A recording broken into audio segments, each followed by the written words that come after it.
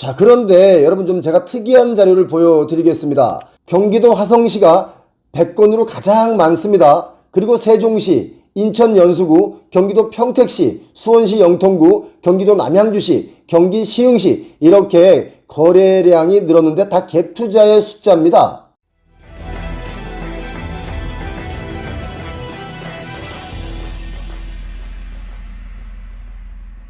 보증금이 묶여서 이사도 못 가요.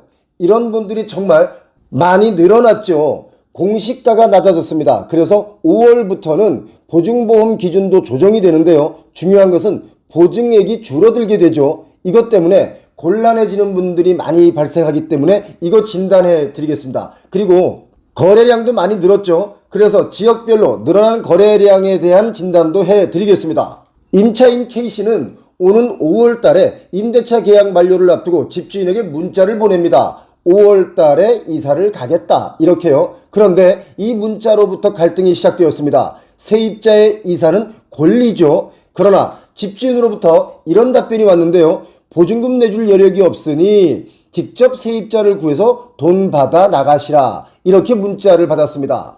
집주인의 세입자 보증금 반환은 의무입니다. 선택사항이 아니라는 거예요. 그런데 집주인도 아주 곤란해졌기 때문에 다른 방법이 떠오르지 않는 것이죠. 임차인 K씨의 경우는요, 2년 전에 인천 미추홀구의 빌라, 그러니까 전용면적 59제곱미터인데요. 여기를 보증금 2억 3천만 원을 내고 입주를 했습니다. 그런데 중요한 것은 이 해당 빌라의 실거래가가 최근에 1억 1,500만 원까지 내려간 상태입니다. 보증금보다 실거래가가 50% 더 쌉니다. 이게 빌라 가격이 하락한 게 아니라 처음부터 빌라 가격이 좀 부풀려져서 거래가 된 것이라고 봐야 되겠죠. 그렇지 않습니까? 빌라는요, 빈번하게 거래가 되는 주거용 부동산이 아니기 때문에 시세라는 것이 들쑥날쑥일 수밖에 없기 때문에 빌라를 매매하시거나 전세를 거래하실 때 주의를 하셔야 됩니다. 실거래가 1억 1,500만 원의 거래 가격대로 집을 경매에 넘긴다고 해도 전세 보증금 절반도 못 돌려받습니다. 이렇게 되면 K씨가 낸 보증금 수준으로는 새로운 세입자를 구하는 것은 사실상 불가능에 가깝죠. 이렇기 때문에 이 집에 발이 묶이게 되는 것입니다. 정부가 지난 25일 공동주택 평균 공시가격을 전년 대비 많이 낮춰주면서 이런 상황은 더 가속화될 것이다 이렇게 보고 있는데요. 2, 3년 전에 한창 집값이 상승할 때 그때 입주했던 세입자들이 보증금을 돌려받지 못할 처지에 놓인 분들이 지금 너무 많습니다. 그래서 여기저기서 소송이 빗발칠 것이다 이렇게 예측이 되죠. 그런데 집을 경매로 넘기거나 집주인을 상대로 소송을 제기할 수는 있는데 문제는요, 평범한 서민들이 정말 먹고 살기 바쁜 그 현업을 이어가면서 소송을 해서 법원을 들락거리는 일이 사실 여간 번거로운 일이 아니기 때문에 현실적으로 좀 많이 힘이 듭니다. 일하랴 소송하랴 쉽지가 않죠. 이렇게 집값이 하락하면서 폭락 거래가 많아지면서 또 거래량은 늘었는데요. 서울, 경기, 부산, 광주, 울산 이렇게 대도시들을 좀 짚어드리겠습니다. 2월 달의 경우는 서울의 아파트 매매 거래량이 1년 반 만에 최대치를 기록했습니다. 거래량이 점점 살아나면서 정상 궤도로 가고 있는 중인데 중요한 것은 그렇다고 하더라도 가격의 하락 관점은 계속 유효하다 이렇게 생각하시면 됩니다. 2월 달에 서울의 아파트 매매 거래량이 2,448건이었는데요. 거래량은 이렇게 살아나고 있는데 벚꽃이 피는 봄은 왔지만 매수 심리는 여전히 겨울잠에서 깨어나지 못하고 있는 것이 사실입니다. 전국의 아파트 가격이 최고점이다 라고 인식될 때 그때가 21년 9월 정도인데요. 그때의 거래량은 2,694건이었는데 그때보다는 좀 못하지만 생각보다는 많이 늘었죠. 대한민국 제2의 대도시 부산을 좀 짚어달라는 분들이 많이 계셨는데요. 부산 쪽을 보면 부산의 경우도 거래량이 확실히 늘었습니다. 부산 아파트의 경우는 어떤 아파트가 거래가 가장 많이 되었을까요? 올해 1월부터 3월까지 부산 아파트의 거래량 순인데요. 부산 사하구 괴정동에 있는 힐스테이트 사역이 191건으로 가장 많이 거래가 됐네요. 그리고 이진 젠시티 부산 진구에 있죠. 71건, 그리고 대연 롯데캐슬 레전드가 53건 이렇게 쭉 순위가 매겨져 있습니다. 거래가 가장 많이 되었다는 것은 가장 많이 선호한다는 뜻이고 그만큼 내가 팔고 싶을 때 환금성도 좋다는 뜻입니다. 부산도요 1월부터는 부동산 거래량이 조금씩 증가했는데 특례 보금자리론 그것이 1월 30일 이후에 시작됐으니까 그때 이후에 거래량이 더 많이 늘어나서 3월달 되니까 확 늘어났습니다. 이 얼어붙었던 거래가 조금씩 풀리니까 다행스럽다는 생각이 드는데 그 왜 그러냐면 상승이냐 하락이냐를 떠나서 거래는 좀 이루어져야 됩니다. 그래야 세금도 고치고 중개업 하시는 분들도 살림살이가 좀 나아지는 거 아니겠습니까? 정상적인 시장으로 돌아간다. 이것은 거래량이 좀 나와줘야 됩니다. 자, 그런데 여러분 좀 제가 특이한 자료를 보여드리겠습니다.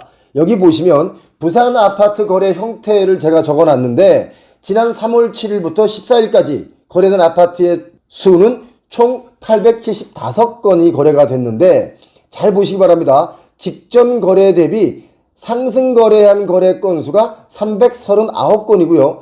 직전 거래 대비 하락 거래된 거래가 351건입니다. 살짝 더 많죠. 그리고 보합으로 거래가 된 것이 176건입니다. 아직까지도 하락 거래가 살짝 더 많은데요. 여러분 이 숫자 어떻게 보고 계십니까? 지금 매수자와 매도자 간의 가격 줄다리기가 초접전 상태입니다. 그러니까 급한 사람이 비싸게 산다. 이걸 또 반대로 얘기하면 급한 사람이 싸게 판다. 이겁니다. 그리고 광주, 울산 쪽을 짚어달라는 분들도 많이 계셨는데요. 여기 모두 점점 거래량이 늘고 있습니다.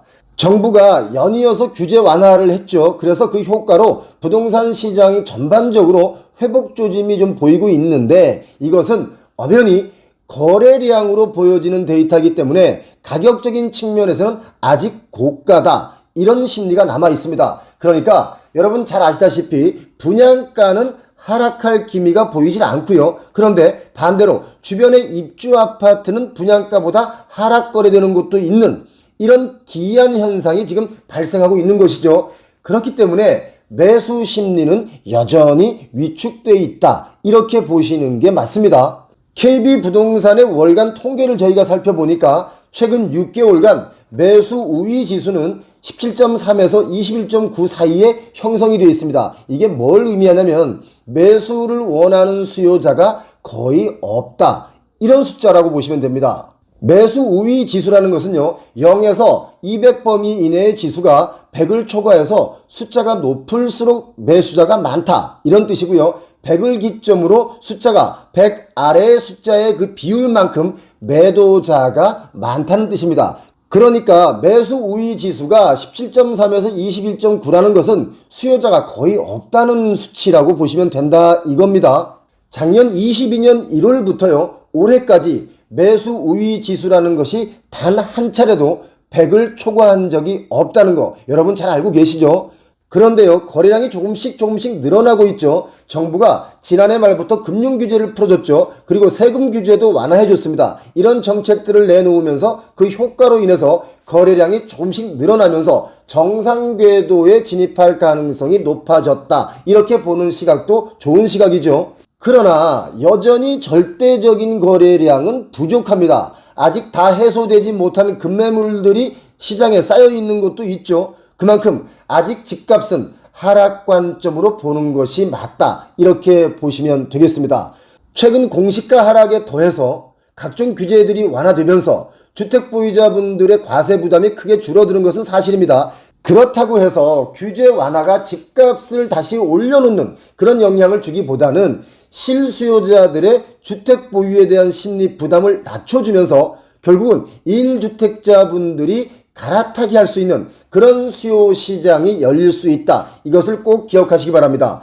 그런데요, 참 희한한 일이 있죠. 주택시장이 거래가 조금 늘어나면서 이 와중에 발빠르게 움직이는 분들이 있습니다. 최근 3개월간의 갭 투자 매매 거래가 늘어난 지역의 순위인데요.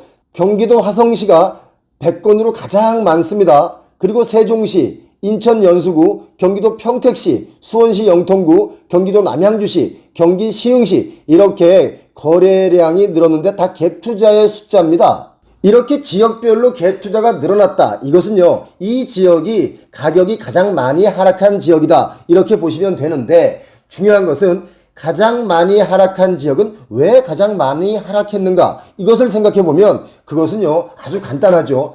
가장 많이 뛰었던 곳이기 때문에 가장 많이 하락한 것이죠. 그만큼 거품이다 라는 인식이 있는 지역이 가장 많이 하락했고, 또 지금은 이렇게 가격이 가장 많이 하락하면서 갭 투자자들이 기웃거리게 되는 것이죠. 그런데 아주 중요한 거 하나 말씀드릴까요? 지금 갭투 하시는 분들은요, 보유를 아주 길게 하셔야 될 거라고 봅니다. 물론 아파트를 초단타로 사고 파는 분들도 간혹 계시는 걸 제가 봤습니다. 그런데 이렇게 하락 시기에 잘못 갭투 했다가는 오랫동안 못 빠져나올 수 있다는 것을 꼭 기억하시기 바랍니다. 표영호TV 오늘 준비된 순서는 여기까지입니다. 구독과 알림 설정은 여러분께 좋은 정보를 드리는 역할을 하게 될 것이다 라는 말씀을 드리고요. 오늘도 좋은 하루 보내시기 바랍니다. 고맙습니다.